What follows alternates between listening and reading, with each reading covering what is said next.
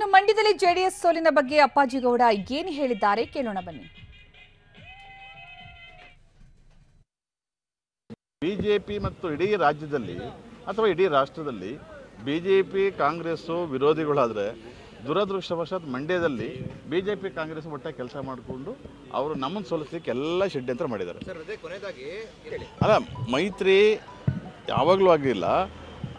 ಅವರು ನಮ್ಮ ಪಕ್ಷದ ಕುಮಾರಸ್ವಾಮಿ ಅವರ ಸಹಾಯ ಕೇಳಿದರು. ಅವರು ವಿಷಯಾಧಾರಿತವಾಗಿ ಅಲ್ಲಲ್ಲೇ ನಮ್ಮ ನಾಯಕರಾದ ಕುಮಾರಣ್ಣವರು ಆಯಾ ಜಿಲ್ಲೆಯ ನಾಯಕರಿಗೆ ಬಿಟ್ಟರು ಈ ಒಂದು ಬೆಂಬಲವನ್ನು. ಇಲ್ಲಿ ಅವರು ನಾವು ಹೋರಾಟ ಮಾಡೇ ಮಾಡ್ತೀವಿ ಅಂತಂದ್ಬಿಟ್ಟು ತಾವೆಲ್ಲ ಪೇಪರಲ್ಲಿ ನೋಡಿದಿರಿ. ಎಲ್ಲಿದು ಯಡಿಯೂರಪ್ಪನವರು ಕುಮಾರಣ್ಣವ್ರಿಗೆ ಮಾತಾಡಿದಾಗ ಇಲ್ಲ ನಾವು ಬೆಂಬಲ ಕೇಳಿದ್ದೀವಿ ಅಂತ ಹೇಳಿದ್ರು. ಆದರೆ ಯಡಿಯೂರಪ್ಪನವರು ಕೊನೆ ಕ್ಷಣದಲ್ಲಿ ಈ ನಮ್ಮ ಮಂಡ್ಯ ಜಿಲ್ಲೆಗೆ ಇಲ್ಲಿ ಉಸ್ತುವಾರಿ ಸಚಿವರು ಮತ್ತು ಇಲ್ಲಿ ಕೆಲವರೆಲ್ಲ ಒಂದಾಗಿ ಆ ಅಭ್ಯರ್ಥಿನ ಸ್ವಯಂ ನಿವೃತ್ತಿ ಮಾಡಿ ಈ ಥರದ ಫಲಿತಾಂಶಕ್ಕೆ ಮುಖ್ಯ ಕಾರಣ ಬಿಜೆಪಿ ಮತ್ತು ಕಾಂಗ್ರೆಸ್ ಒಂದಾಗಿದೆ ಅಂತ. ಬಿಜೆಪಿ ಮತ್ತು ಇಡೀ ರಾಜ್ಯ